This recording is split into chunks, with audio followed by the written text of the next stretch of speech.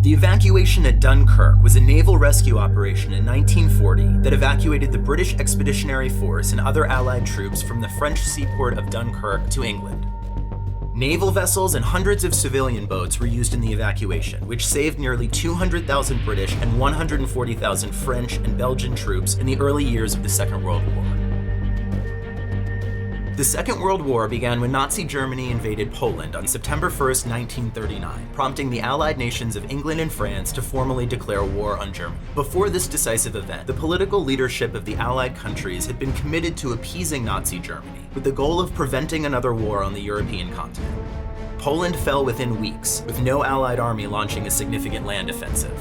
Then, for 6 months, nothing happened. This time is referred to as the Phony War, since a formal war had been declared, but there were no major military land operations on the Western Front. During this time, both Germany and France built up defensive lines along their respective borders, with many assuming the conflict would play out in similar ways to the First World War, with most activity confined to rarely changing defensive boundaries defined by trenches. This time also saw a major change in the government of Britain, with Winston Churchill, a staunch opponent of appeasement, replacing Neville Chamberlain as Prime Minister. Then, in May 1940, everything changed. With lightning speed, German troops marched into Belgium, the Netherlands, and Luxembourg, also known as the Low Countries. France's 800,000-man standing army was thought at the time to be the most powerful in Europe, but the French had not progressed beyond the defensive mentality inherited from World War I, and they relied primarily on their Maginot Line for protection against a German offensive. The Maginot Line was an extremely well-developed chain of fortifications running from the Swiss frontier opposite Basel northwest along the left bank of the Rhine towards Belgium, ending south of the dense Ardennes forest. The line consisted of a series of pillboxes and other defensive installations equipped with underground supply and communications facilities and connected by rail lines, with all its heavy guns pointed east at the German border. During the invasion of the Low Countries, the Germans kept General Wilhelm von Lieb's troops facing the Maginot Line so as to deter the French from diverting forces from it. However, their main military forces proceeded through Belgium and into France through the Ardennes forest, terrain that was thought by the French to be impassable to artillery and tanks. The area around the Ardennes was the weakest point on the Allied lines, and against this were thrown nearly 2/3 of Germany's forces in the west and nearly 3/4 of its tank forces. The Allied line was quickly overwhelmed. The German army soon turned northward and advanced at remarkable speed, cutting off communication between the Allies' northern and southern forces. The British government decided to launch Operation Dynamo, or the evacuation of the BEF by sea, under the command of William Tennant. The Admiralty had been collecting every kind of small craft to help carry the troops, and the retreat to the coast now became a race to beat the closing of the German pincer movement. Bombing by the Luftwaffe had destroyed the port facilities at Dunkirk, meaning troops would need to be evacuated from the beaches by small boats and shuttled to larger transports in the channel. This would take too much time, and the Allied forces on the beaches would be overwhelmed. However, the port's eastern breakwater was not destroyed, and ultimately some 200,000 troops were able to use it as an ersatz dock to board rescue ships. The remaining Allied forces had to be taken directly off the beaches, making the evacuation a slow and difficult process. On Sunday, May 26th, German forces resume the offensive towards Dunkirk, and Operation Dynamo begins. On Monday, May 27th, the Luftwaffe destroy Dunkirk harbor, while 7,669 troops are rescued. On Tuesday, May 28th, the Belgian army surrenders, while clouds and smoke fill the coastline. 17,804 troops are rescued.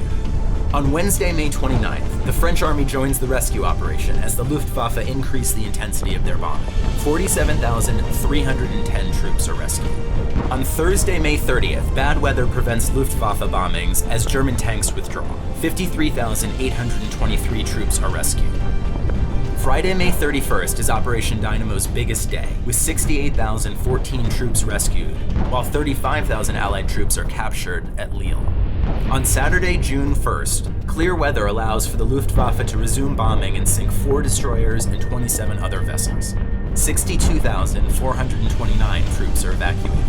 On Sunday, June 2nd, the final British Expeditionary Forces are evacuated, part of the 26,256 troops rescued that day. On Monday, June 3rd, 26,746 troops are rescued, and on Tuesday, June 4th, the final 26,175 troops are rescued. Approximately 1,000 ships participated in the evacuation, including 700 civilian craft like rowing lifeboats, yachts, pleasure steamers, fishing boats, and barges.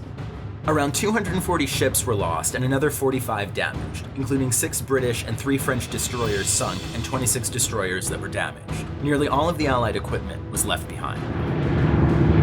The British Royal Air Force provided air cover for Operation Dynamo and lost 84 planes to the Luftwaffe's 78.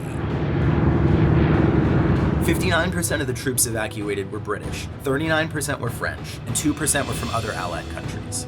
In total, 239,555 troops were evacuated from the harbor and 98,671 from the beaches, a total of 338,226 soldiers. The evacuation at Dunkirk was a brief flash of glory for the Allied forces still reeling from Germany's lightning advance across Western Europe. In fact, Britain was in dire peril.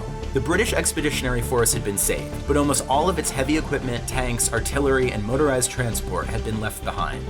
In addition, more than 50,000 British troops were unable to escape the continent. Of these, 11,000 were killed, and the bulk of the remainder were made prisoners of war. 2 weeks later, France surrendered to Germany and was partitioned into occupied territory and the puppet Vichy regime, leaving Britain as the only country opposing Hitler's conquest of Europe. Major events like the Battle of Britain and months of nightly bombings known as the Blitz, as well as the Soviet Union joining the Allied forces, were still to come. Almost exactly 4 years after the evacuation, the beaches of northern France would be the site of another pivotal moment in the war, the Normandy invasion, better known as D-Day.